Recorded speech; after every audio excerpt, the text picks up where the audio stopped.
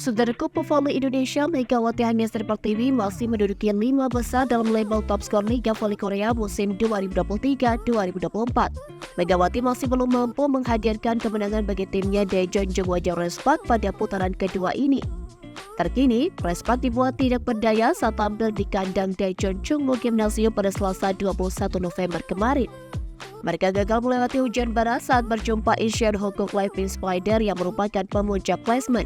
Serangan ini bertumpu kepada Megawati dan outside hitter asal Amerika Serikat Giovanni Milana atau Gia seolah tak mumpuni. Tim besutan Kohejen tersebut takluk di tangan Pin Spider dengan skor akhir 2-3. Dalam pertandingan ini, Megawati dan Gia menjadi penyumbang poin terbanyak bagi Respak dengan masing-masing 19 angka.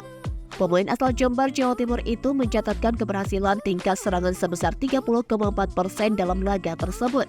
Dengan tambah 19 poin tersebut membuat Megawati masih bercokol di 5 besar dalam daftar penyumbang angka terbanyak. Duduk di peringkat kelima, pemain berusia 24 tahun itu sudah membukukan total 226 poin yang menjadikannya amunisi tertajam Respak. Adapun Gia sendiri berada di peringkat ke-9 dengan telah mengemas 178 angka. Jelena Mladonovic dan Kim Yoko masih kalah dari Megawati.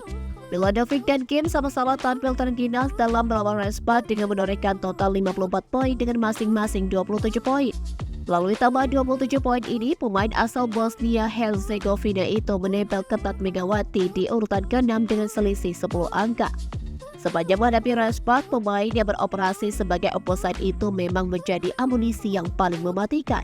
Mladonovic mencatatkan tingkat keberhasilan serangan mencapai 52,1%. Adapun Kim Yokung yang merupakan penyerang legendaris Korea Selatan menguntit kedua. Kedua pemain tersebut di urutan ke-7. Posisi puncak klasmen top skor sementara Liga Voli Korea masih menjadi milik Kisel Silva dari tim KS Charlton Seoul Kicks.